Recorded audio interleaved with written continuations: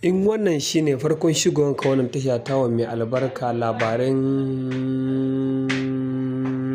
labaran mijin Hajiya TV to sai mun ga bayanka.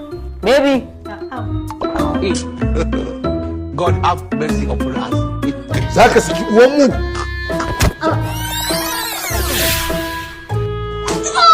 Ne? Wankin gida? Ƙwarai kuwa abin da ya ce muku kenan.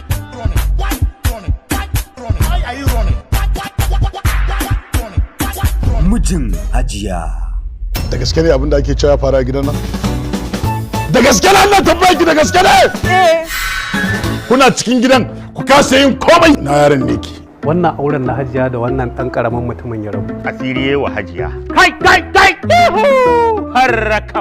Waye kai? Sunana Attalbudi, babban malami mai gani har hanji.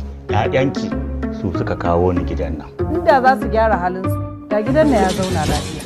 In suna wuri kakka kuskura ka bi wajen a ɓaɓɓalla ka a rasa maɗori. A sa 'ya'yan nan gaba ɗaya su rinka girmama mijina. Wannan ne mijin, kai ba ki ajin kunya ba ki ce wannan mijin ki ne. Ka daina kallo na nace.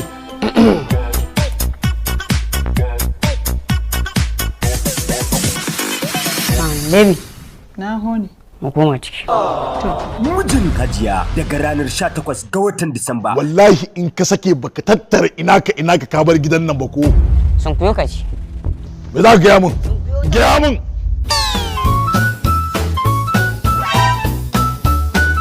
Ka turkusa ka ba shi hakuri. Allah ya ba mu hakuri. Haka na ce ka faɗa mai? Allah ya baka hakuri. Idan kai kana gani hayanji, me yasa da ka tashi shan wannan lemon baka gano abin da yake ciki ba? Menene a cikin lemon?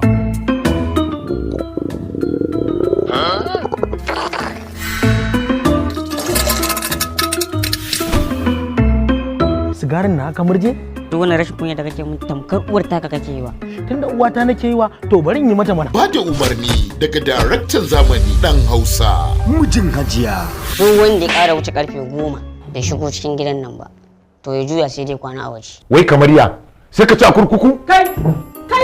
Amarya.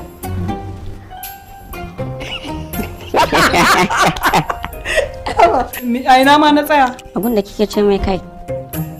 Mijin Hajiya zai fara zuwa gare ku daga ranar 18 ga watan Disamba karfe 5 na yamma